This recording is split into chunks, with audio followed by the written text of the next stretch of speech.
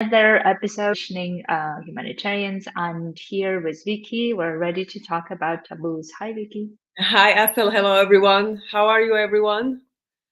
Yes, so I'm hoping that you're all very keen to talk about it as much as we do because I feel like money is extremely that type of topic that we have lots of taboos about, or we don't really feel talking about it. So that's why Vicky and I have decided to be courageous enough to talk about that and also being very honest about it. So, Vicky, let's start with the topic. I think the question that we all have is why are we so keen to making it a taboo, right? Why this money topic? Because, like we were saying before, is like sex and other illnesses at some point also have been taboo, and then we started talking about it, and I think we feel like at least in some societies, we shouldn't say everywhere, but at least in some societies we feel freer to talk about it, or we feel okay to talk about it, right? It like becomes natural for us to talk about. But when it comes to money, I feel like even in societies that we consider like very free or liberal or whatever, I think that money topic is still not that um something that just casually to you talk about, especially how much you make or Yeah. all of these things. So why would you say, Vicky, is that money is a taboo most of the time? Well, I mean, it's a good question. It's why is it a taboo? Because we create it, we make it a taboo, right? I mean, and why are we making it taboo? I think it's really understanding what the money what money represents. What is it the representation? And when we realize that money very often is put equally, or there is as though sort of an equal parallel with a status, with your own personal value and how much Mm. what we attribute. This is when we start really being shy, and I think it concerns us all, shy talking about money. Because if we, for example, if it's revealed that you are doing the same job but you are receiving more money or less money, we have a perception as though, oh, I am less good than this person, I'm not as good, Mm. or I am better, and maybe I feel sorry for the other one. So it's really important to realize what does money mean for us, to answer the question, what does money mean for us, and what are we attributing to money, how much power are we attributing to Yeah. money. And the third question here, and I see that you have a lot to say, is that we attribute all this power to money, and yet we don't talk about it, we put it under the carpet. And all these issues then we start having with money being a very important, being a tool, whatever it represents for us, and we don't talk about it. So, Arthur, Yes, yes, what exactly. what is your opinion on this? I was thinking the same as well as to how I think money has a lot of this shame around it, a lot of Mhm. hypocrisy around it, a lot of guilt around it, right? No matter how much you earn, whether you earn little or a lot. And the same, I think, with shame. And not having it is, I think, we attributed a lot to shame because of feeling like we weren't capable to create money. So I feel like that is one aspect of having lots of emotions around it. And I think it would be interesting for you all to think about what emotions you have usually when you think about money. And I think the other question that I love asking myself is, if I didn't have money, let's say for whatever reasons, what would I think about myself, or Mhm. how would I think about myself, right? I think it's similar to what you're asking, Vicky, but Yeah. what it reveals to me a lot about how much I tie maybe my own like abilities to money or not to money. So I think that gets very interesting to look at like emotions and also what I make that mean. And the other big thing about money that I see why it's so taboo is because we make it such a big deal, like Mhm. power, you said. Yeah. And I think another way of thinking about it is making it so much of a big deal. Of course, I think there are humanitarians who argue that money is not that important to talk about, or um, it's not worth talking about it, and I can see why that could be true as well. And if we like as humans have really like this um financial freedom, and therefore we're not really thinking about it and talking about it. I can see that. I think for some of us, this is a privilege as well to have it, right? I have never been from the background where I had this privilege of having like enough money to be not never worrying about it. So that's why I think money has always been for me a topic in one way or another. Mhm. So therefore, I think amazing if you have that type of like freedom to even not think about it.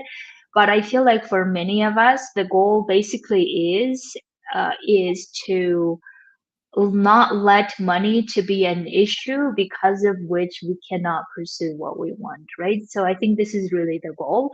Some people would call it financial freedom. I like to call it financial freedom as well. But if that doesn't really resonate with you, I would think about like what is money currently for you and how much it's actually standing in the way of what you want to do or not standing in the way of what you want to do.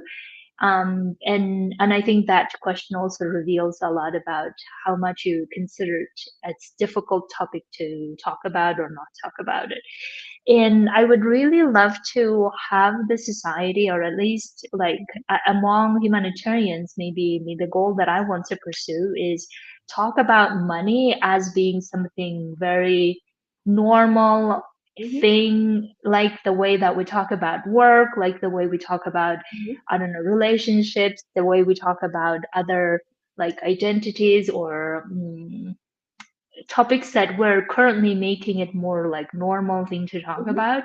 Yeah. And I would love for money to be among that list instead of making it this mysterious thing that we all somehow struggle in one way or another, or we, even if we don't struggle, then we have it, but then we have difficulty having it because we feel like now we're having a lot of them. So I feel like there are lots of different like back and forth things, Mhm. and I would love for us to normalize talking about it so that we don't have this type of fluctuations in our own mindset, but also I think the biggest thing is really removing fear around money. I think Yeah. this is really what it comes down to, right? Yeah.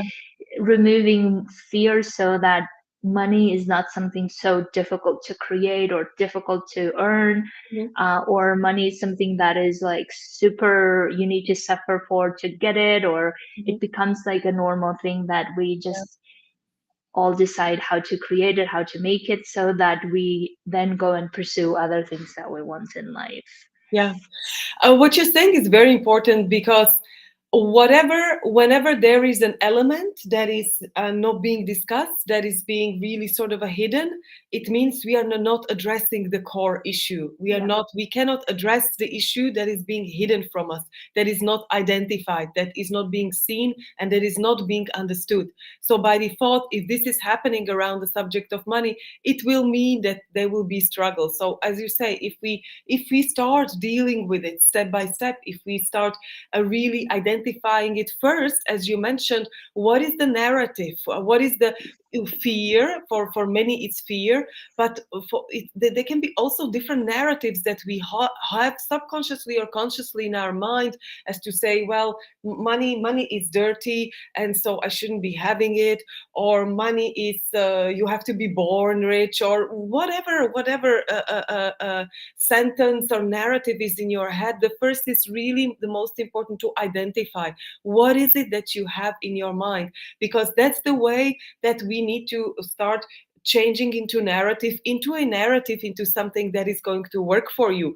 Because I don't believe that it's enough just to say, well, okay, then I will change this or that or something small. It has to be subconscious, and it has to be on a deeper level, because whenever we are dealing with these issues, as we talked about it, I believe 2 weeks ago, our notion about money comes from a very early on. It's being shaped by our family, by our early understanding, but by what we saw in our childhood or early age, as where the money was, what was happening, what did you get, what did you not get, etc. So there is a lot of, I would say, emotional baggage that probably most of us have with money. So I would say, I would say this may be being one of the first steps of uncovering the taboo.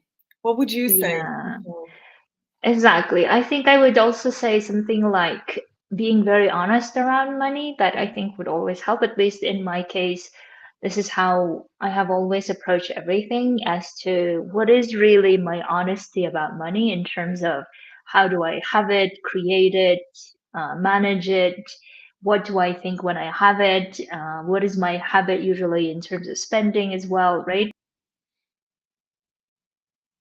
When I was studying myself about money, is one of the biggest that I had was I need to suffer so much to Mm-hmm. have money, and therefore I would always like feel like money is compensating for all my suffering, Mm-hmm. right? Yeah. And then I realized, do I really want to be earning money for then later being compensated for my suffering? And I didn't want to do that. And I didn't want to like earn money through suffering, basically, right? I wanted to earn money through being useful to others, right? And I think many of us have that intention anyway. It's just that because of this belief that maybe some of our parents taught us, or we just like inherited from others, we just believe that, oh my God, making money is hard, and making this much, if we consider it a lot, then we believe it's so hard, and therefore we feel like we need to like do lots of things, we need to do 24/7 work, or we need to tolerate other people's comments that we don't want to tolerate, because we believe that it's such a big deal. And or if we think some amount is a lot, then we feel like we need to like always justify why we're Yeah. doing it. Mm-hmm. Or I remember having conversations with other humanitarians that we earn a lot and we are a bit ashamed of earning a lot, and or feeling guilty for it and not talking about it, right? So that's why I feel like, because of that mindset that I Yeah. had, that I was always like feeling like creating a lot of fuss around Mm-hmm. money or around what I was doing, Mm-hmm. instead of focusing on what is it actually I want to be doing to Yeah. create money, or what kind of impact I want to make in the Yeah. world to make money, right?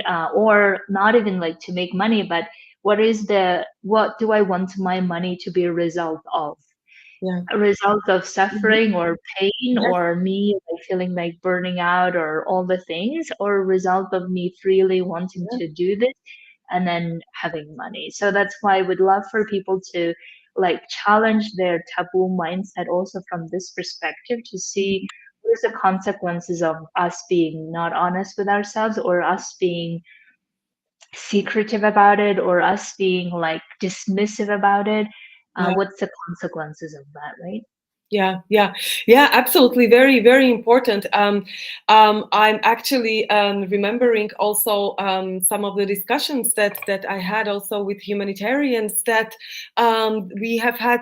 I've seen several similar attitudes, right? That there is a sense of guilt. There is a sense of, well, I really need to work hard, and instead, really creating, as you say. I think it's really important. Then that's why I think it's linked with sort of a vision of how I want to contribute Yeah. in my life, and to what I want to contribute, because those are really important parameters to consider with this. Because I'm going to give this, I'm going giving my time, my skill, and in reward, or in return, I get this. So all this. So I believe the question of talking about money is not separate from how I contribute in this world. What do I want to create in this world? And that's why I believe one is linked to other, and ideally, we find a way of talking about it. I would also like to highlight, some of what I'm hearing recently, which is also quite sort of negative and brings people down, which is this perceived or not situation, economic situation, and crisis, and these things that influences humanitarians. I see influencing humanitarians in a negative way, and creates fear. all these Mm, things create fear. And I think it's really, oh well, I can't transition now because it's such a bad economy, they're firing from organizations, etc., etc., which is really, if you look at it from external point of view, or just take a little bit distance, we realize all of this is creating fear. yeah, And then if we let it, if we allow it, because I do believe we have a choice to allow it, we accept this fear and we work with it, or we say, you know what, there's never been ideal situation, the world goes through up and down all the time, so let me create abundance in myself, let me create the belief, yeah, the abundance that, you know yeah, it's fine, I'm gonna be yeah. what, I'll be fine with whatever I do. So I think to be really aware, what is my mind subconsciously or consciously receiving, because it will be Yes. always there then. Exactly. And I think what I would love to contribute to that is that when we're saying basically, I don't want to be here, but because of economy, because of recession, or Yeah. because of da da da da da outside of us, something, I can't transition or I can't pursue what I want. What we're basically saying is not because of money, but it's basically we're telling ourselves that we don't trust our abilities or Mhm. ourselves to make this happen, right? Whatever we want to. And that's why I think oftentimes we use money just as an excuse, really, not to pursue what we want. In Yeah. other words, we just use money as a way to say, okay, I will not have money if I transition, therefore I can't really do what I want to. Mhm. A lot of people say that I can't really afford this or that because then I won't have this money. Mhm. In that case, we're really looking at the short term way of how we won't be having the money now, Mhm. and then we're not really like building the future that we want to because of the short term outcome of it, even though we know that we can always look at the long term of what is it that we're Yeah. going to or wanting to, and then how do we want to build that, and in the building of that, what are we willing to do in the short term, right? Mhm. And if we are going to expect or like the world to be so aligned for us to then magically go and move, then obviously we will probably be waiting for a Mhm. long time. And I feel like a lot of us in the humanitarian field are a lot in this waiting mindset, Yeah. right? Or rather, like, let's see, or I'm not ready to do this now, and maybe I will be later. And we will just have a lot of this um, scarcity around that. And I think one of the biggest factor is money, and the reason why we don't have that freedom around that money is because we have made it so much taboo, or we have made it so much not clear, or not like something that we have control over it, but rather we made it something so difficult and powerful and big deal outside of us that we don't really control it. Yeah. And because we feel like we can't really control how we make money and what we make money and how much we want to make it, because we feel like we're not in charge of that.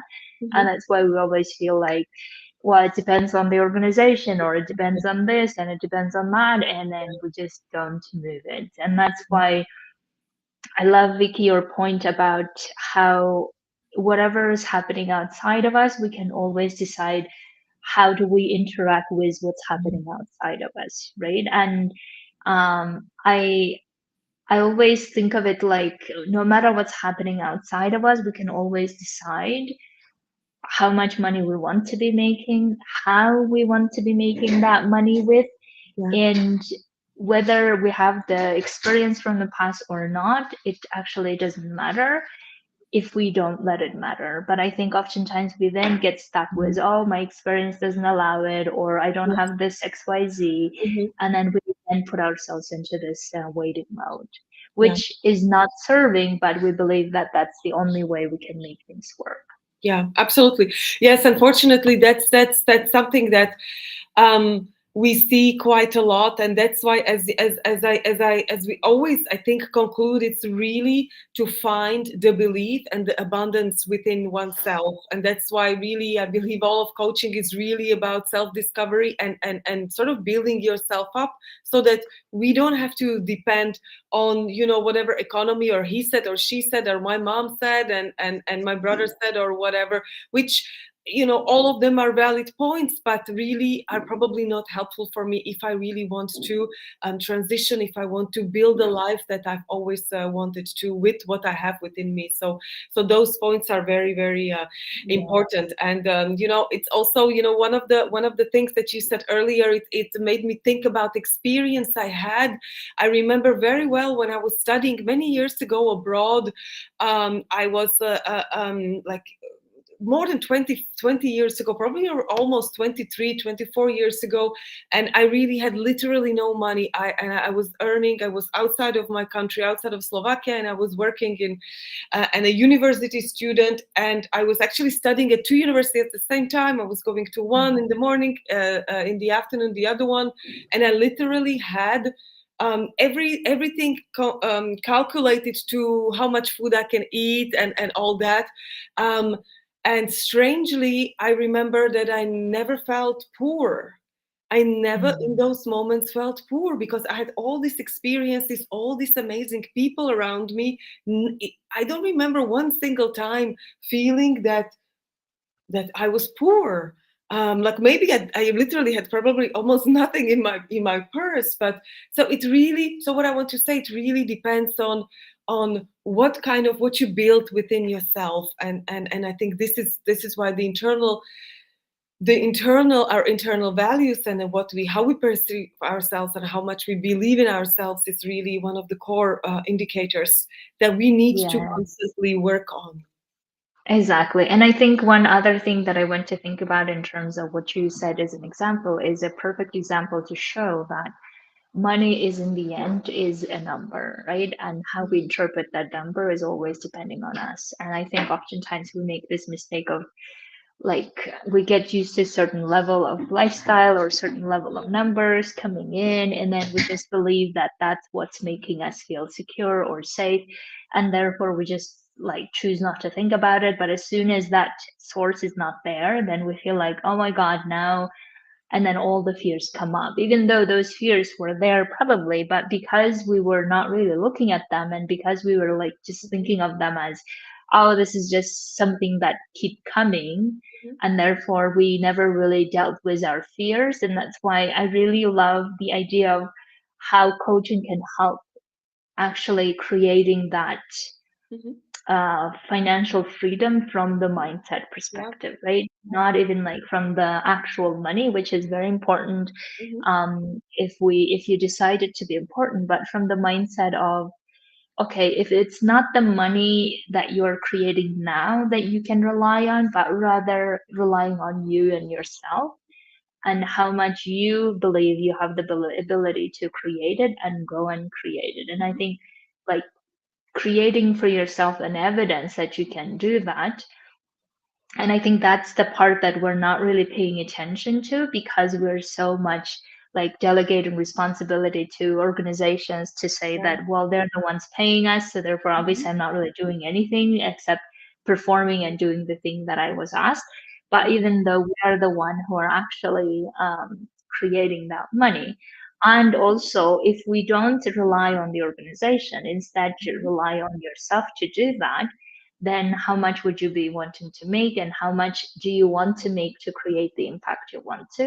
And that mindset can actually be built, and that's actually what we really want to encourage Mhm. everyone to work on and think about, because no matter what, where you want to work, in the end it depends on you, how you interact with those numbers, what do you make them mean, whether you think about them in the shameful way or in the Mhm. guilt way, or whether think about it in the way that's very useful for you to continue making your impact, Yeah. right? Yeah. So that's why I really like want to advocate for people to um, remove that taboo, also for the sake of creating this my financial freedom, rather than keep reinforcing fear around it, because taboo really like breeds and grows around fear.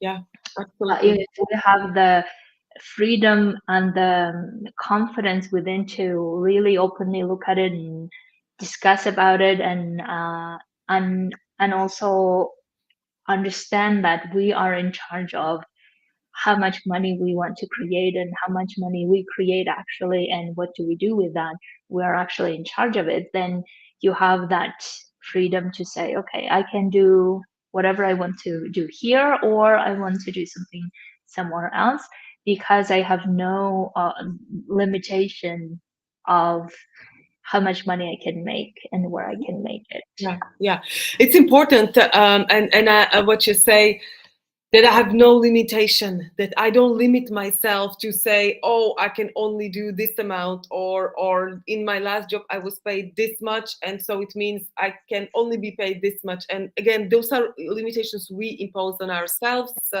And I think it's important just to realize it. One thing I wanted to say is that as we talked about, that really our knowledge and skills around money comes from early on, how we perceive the world and what we've seen. And so I wanted to say, it's really, it's a skill, sort of, not a, it's a skill set that one needs to have, that is important skill set. You don't need special schools or anything. But what I want to say is that there are different ways people deal with money. And sometimes we say, oh, the person is good with money, or the person is not good with money, or Mm, whatever attributes we put out yeah, there. So I really yeah. just want to say that, if whatever you say about yourself, yes, belief is one thing, but if you feel that you might benefit from something, from additional skills or learning about these subjects, then do that. And get a financial assistant, or someone where you can actually learn the skills. Because indeed, if you come from a family that had very bad habits, then you are likely to have bad habits unless you have consciously changed that, right? So for a lot of people, I see they Mm, consciously change these habits, but unless you haven't consciously changed the habits, then you might not have good habits. Then obviously, I think it's important to identify, to realize, and then to change whatever I believe needs to be changed. Because these habits around finances, again, sometimes might not always be very positive for where we are going in the future. hmm hmm Yeah, and also I think you make a good point about how we tend to dismiss our abilities by just saying that, oh, others can do it, but I can't do it, right? Or others are XYZ, but I'm not, and therefore I can't. And I think that is maybe one of the biggest dream killers that Mhm. we know of, where we don't give ourselves enough Yeah. credit, or we don't recognize what we can actually do, or we don't recognize that we actually don't know what we're capable of in terms of how much more we can grow our skill set, which direction we can grow. We don't really know until we start doing it, until we start actually practicing it, and until we start creating evidence for it. The same way I feel like with learning a language, right? Yeah. Yeah. One day you don't speak the language, and then the other day, after some practice and experience, you do speak it. So it's the same goes with creating or making money the way you want to. It's a skill set that you can learn, and I love how Viki said we don't need any extra education for it to do that. It's best learned by practicing it, and the best learned by getting curious how you can create that. And that skill, like, before dismissing, before even saying to yourself that you can't really do, try it. Mhm. Find out how you can do it, how you can get yourself in the way that only you can get to know yourself, right? And also, what I love about humanitarians is that we are literally capable of learning anything, Yeah, right? on I the think this is go. like, exactly. And this is like the genuine observation I've made so many times, is Yeah. that we're so good at learning pretty much anything. And if we are capable of doing that, why wouldn't we on earth to do that with money? I mean, there's like literally no obstacle there to learning about it. And that's why I would love to suggest, like, in terms of habits, get curious as to how you Mhm. currently spend your money, how you manage your money, how you think about it. And then just get curious why you do that, right? Maybe you do it because of your mothers used to do that or other people. And then start like shifting your mindset around, do you really want to be doing it this way, or you want to choose to do something else or in a different way? And I always give my own example because I feel like um, when I say these things, people cannot really like refute it, maybe because I come from Kyrgyzstan. Yeah. You all know. I have no like any background that says that I'm a wealthy person. In fact, quite the opposite. And all of the things that I have created in life, thanks to learning things, right? Yeah. Thanks to Me exploring too. and learning skills. Mhm. And I think we can relate to that as well because I think she's also from that type of background. So that's why, like, creating something from literally when nothing existed Yeah. is the ability that we all possess. Mhm. And we want you to use that ability with anything. And money can be one of the things.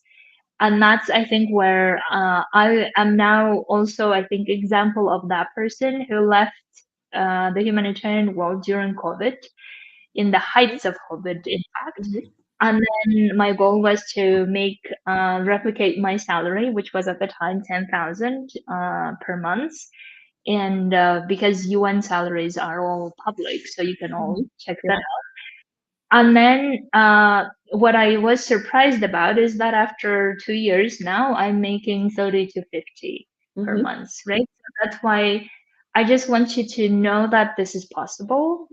Yeah. And depending on Mhm. your mindset, it may be possible even earlier or maybe later, because I really feel like if I had a better confidence, I would have had it even earlier, right? So that's why Mhm.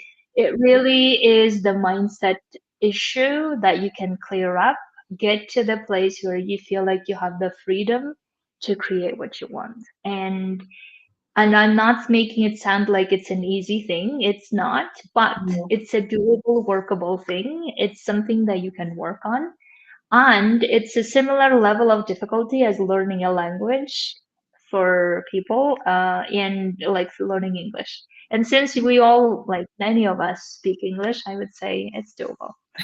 Anyway, Yes, indeed. It is doable. exactly. So, anything we missed that in our advocacy for not making money a taboo?